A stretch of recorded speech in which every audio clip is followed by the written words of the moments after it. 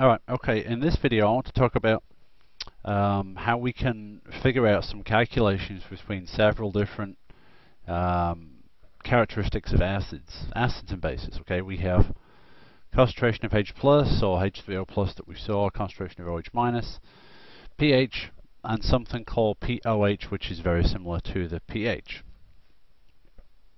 So we're going to start off with just a little bit of background theory here, and if we say, let's just think what might happen if we take two molecules of water.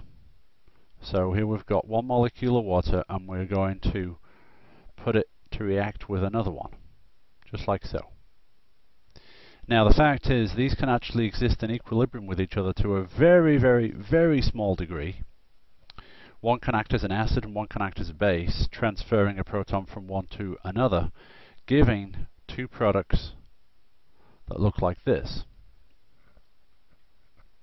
So just acting in the traditional acid-base sense. And if we try and write out an equilibrium expression for this, given that we're talking about an acid, so we have Ka, we know from what we've seen before we have concentration of products over the concentration of reactants. And if you remember what we've said already,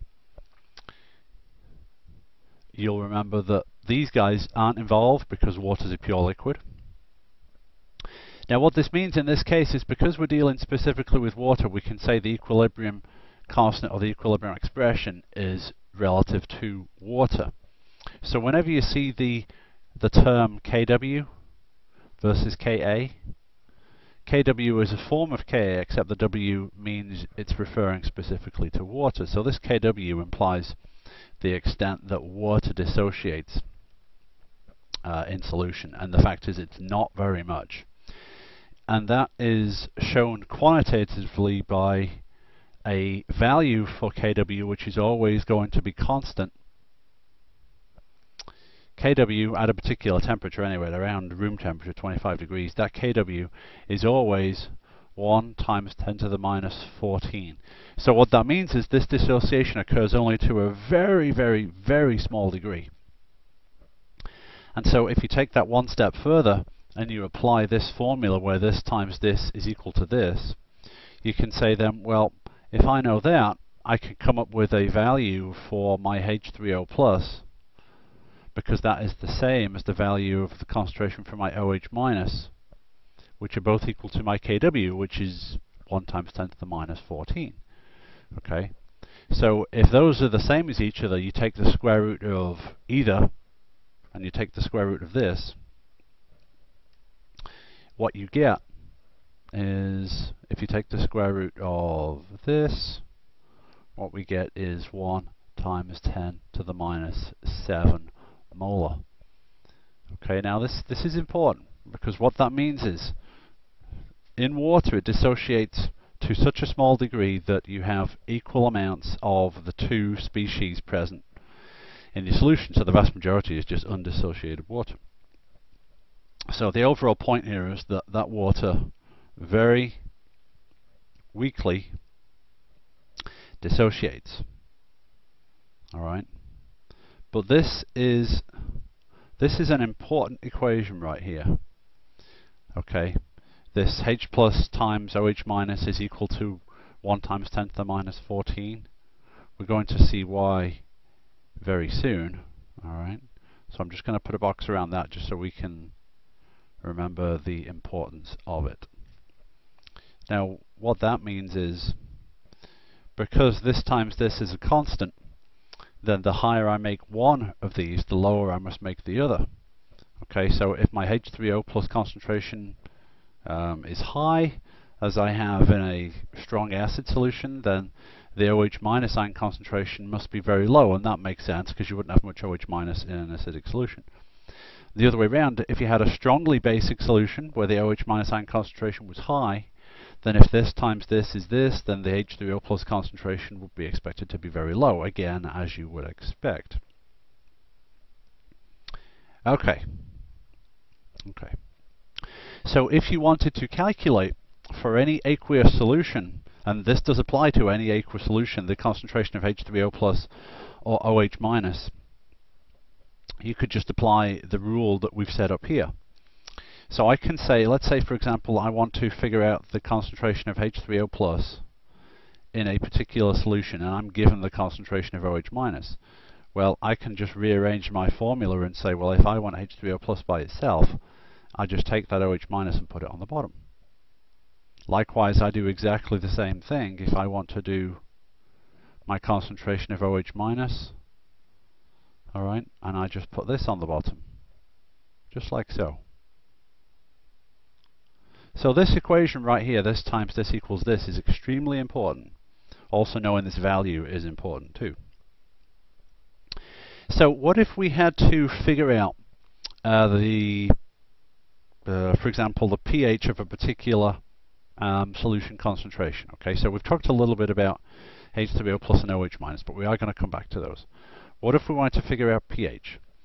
pH you have all seen before in some context, and you've probably seen before the equation that relates pH to H3O plus, because if you remember, pH is nothing more than a measurement of how acidic something is. In fact, there's a logarithmic relationship between the pH, or a negative logarithmic relationship between the pH and the concentration of your acid, of your H3O plus. So that's the equation for calculating pH. So what if you had to calculate the pH of a, what should we say, of a 1 times 10 to the minus 12 molar acid solution? Okay, for right now we are just making the assumption that the acid is strong. Okay, so what is that pH? Well, of course, we simply just plug that 1 times 10 to the minus 12 into here, take the negative log of it, and if you know anything about logs, then the negative log of a number like this is just going to be this right here. So what that means is pH is negative log of 1 times 10 to the minus 12, which in this case means we have a pH of 12. Okay. Now, does that make sense? If you remember anything about pH, you'll remember that a low value of pH means something's very acidic, and a high value means it's basic. All right. Your pH range usually goes from about 0 to 14, but you can certainly have values below 0 and certainly have values above 14. So it's not exactly clear-cut between 0 and 14. It can go either way past those boundaries. But a value of a pH of 12 means that's not acidic at all. In fact, it's very basic, as you would expect for a high value of pH. Okay. So the quick relationship there, high pH means low concentration of H3O plus, so therefore basic. Low pH means a high concentration of H3O plus, so therefore acidic. Now, what if you wanted to find out the H3O plus concentration and all you had was the pH? Well, you've got to take this formula. This is another one of our important formulas. You have to take this formula and rearrange it to get this by itself. Now, this requires some knowledge of how to manipulate logarithmic values. All right, and what it ends up with is, if you want to calculate that H3O plus concentration, if this is the negative log, then you need the negative anti-log, which is the essentially 1 over the log. And the way you do that it becomes, because this is log to the base 10, then you have your 10 here, in this case to the negative of the pH. Okay. So if I was to put 12 into here, 10 to the minus 12, well, that would be my H3O plus there. But you can take the pH of any solution, put it into this formula, and get out the H3O plus concentration. All right, so this is just a reworked version of that formula. Okay, but obviously it's also an important one to know. Okay, now as I said, I'm boxing these up because we're going to be coming back to them later on, so we can see how important they actually are. Now, notice all we've been talking about so far is pH. You can do exactly the same thing talking about OH minus, because pH is just a measure of the concentration of H plus or H3O plus. Well, what if you could do the same thing for OH minus? Because really, there's no reason why you shouldn't be able to. And so the fact is that actually you can. So I can figure out the pOH, which is just like a pH, except it's measuring the concentration of OH minus. Okay. Okay, so I'm not going to put it, you know what, I will. I'll put a box around this one as well, although it's really exactly the same as the one above it. Now, one other thing that I want to talk about, I want to go one step further and come up with a relationship between pH and pOH. Okay.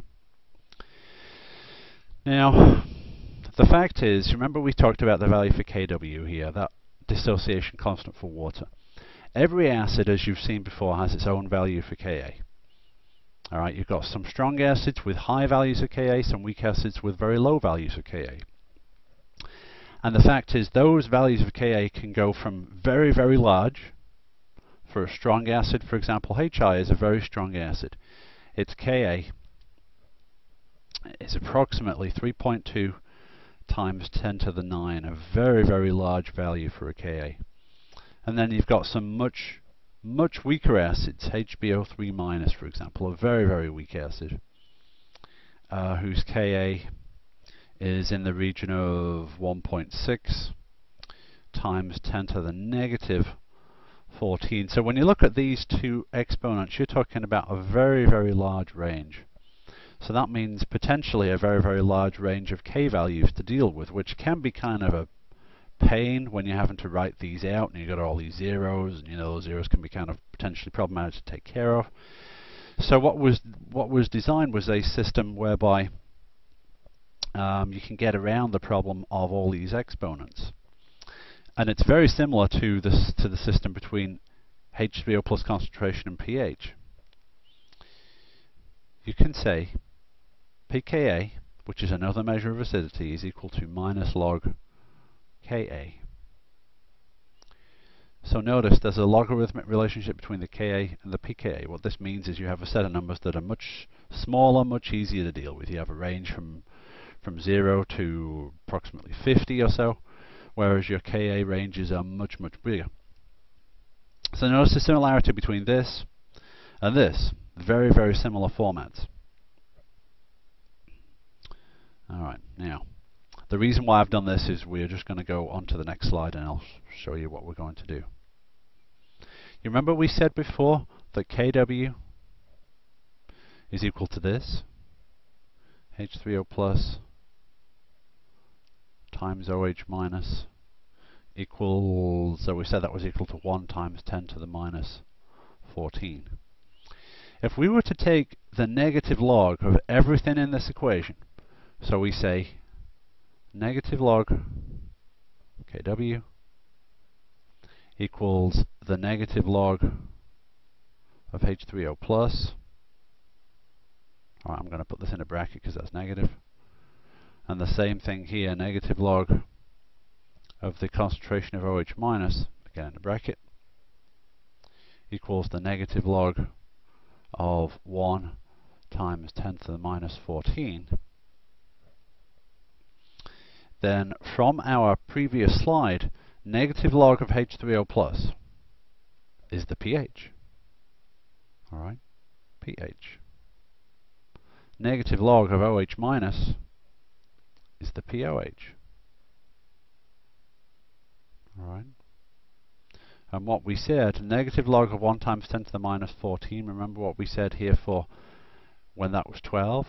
Negative log of 1 times 10 to the minus 12 is 12, so therefore the negative log of 1 times 10 to the minus 14 is 14. Now what this gives us is the last important equation here. A quantitative relationship between pH and pOH for any solution. It's always going to be equal to 14. Alright. Now what this means is we have several equations to allow us to calculate oh dear, I guess I'd better figure out how to spell calculating properly. I was about to say calcutting. We're not in Calcutta here. Maybe that's what they do in Calcutta. Calculating. Alright, so calculating pH, pOH, OH minus concentration, and then H3O plus concentration. Alright? Using these equations, this one, and these are the ones here, we can do this for any solution. So let's say we have a situation where, let's say we have 3 solutions, alright? 3 solutions of nitric acid. One is 2 molar nitric acid. One is 0.3 molar nitric acid. And then we have one that's much more dilute, 0.0063 molar nitric acid.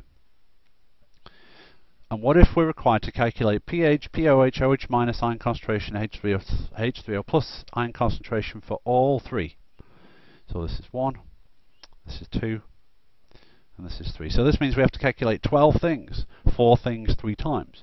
If we do it once, then we should be able to do exactly the same thing for the other 2 solutions. Now remember what we were saying before. We are currently only dealing with strong acids. Alright, so HNO3 of course is one of the 6 strong acids that we've seen before. So if you have 2 molar HNO3, then that should tell you what your concentration of H3O plus is. Of course that means in this case that's 2 molar. And it's actually the same for all the others too. You know, it doesn't matter what the concentration is, the fact that they are completely dissociated is a constant because that's a strong acid. Okay, just because you have a smaller and smaller concentration here does not mean that complete dissociation is not going to occur. Alright, so we've got our 3 concentrations of H3O plus, so actually we have done this without really doing anything at all. And then after that, it's really up to you as to which way you want to go. Because you can go from H3O plus to the pH. If you wanted to, you could use H3O plus and go to OH minus. Using this equation right here. So it's really up to you as to which way you want to go. Alright, and I'm going to go from, let's see, I'm going to go from here down to here. Alright, and so before we do that, I'm not going to go through all of these. I'm just going to go through the first one, so just so you guys can see what is happening. But let's do a little bit of estimation before we go on.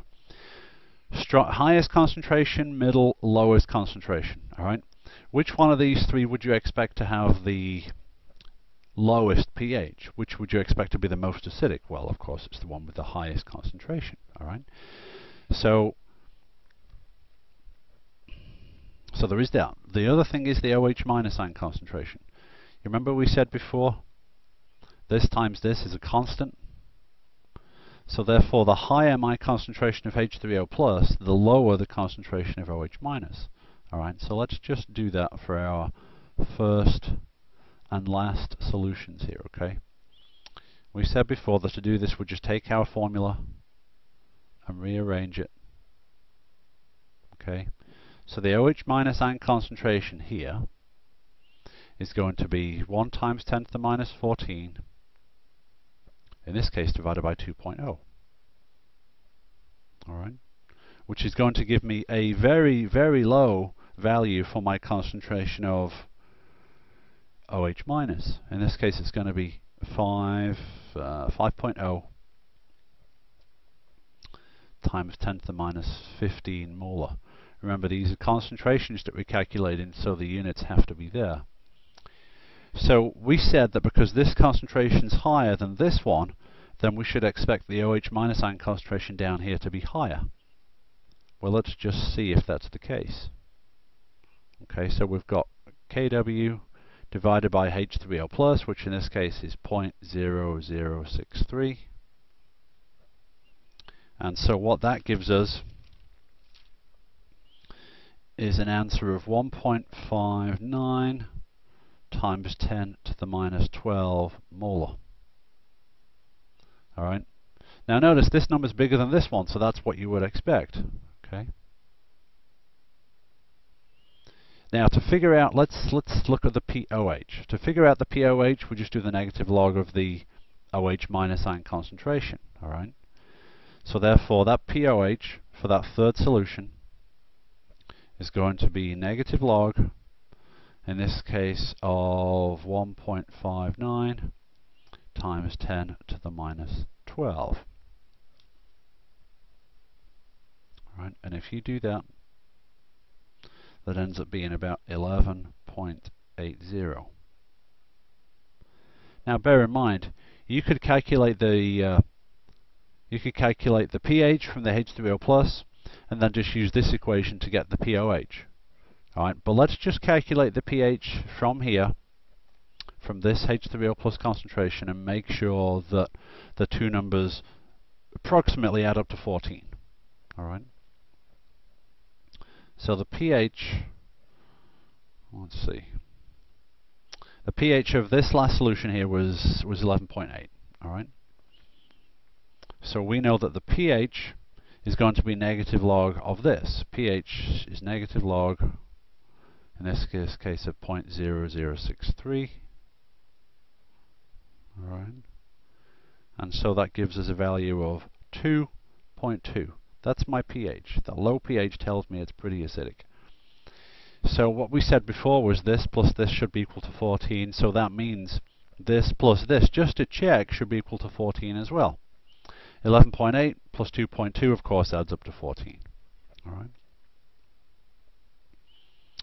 Now let's say we had calculated the pOH this way, and we said, well, I want an easy way to calculate the pH. Well, of course, the easy way is just to say pH is 14 minus pOH, which in this case will be 14 minus 11.8, which will be 2.2, which is exactly the same as what we have here.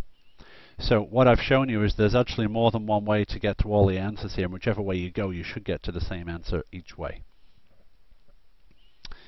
Now, the first solution here, we said it was a stronger acid solution, so therefore the pH should be lower than this one. Alright, so why don't we just check that? The pH is going to be negative log of the H3O plus concentration, which in this case is 2 molar. So negative log of 2.0 actually gives us a number that's negative. A negative pH. Now that doesn't mean you've done something wrong. A negative pH just means a very, very, very, very strong acid. Alright, remember we said before, your pH can go below the boundaries here and above it, which it's actually going to do both, because if the pH is 0.3, the pOH is going to be 14 minus the pH, in this case 14 minus 0.3, which is 14.3. Alright. Anyway, that's basics of calculating pH, pOH, OH minus, and H3O plus. Alright? Okay, thank you.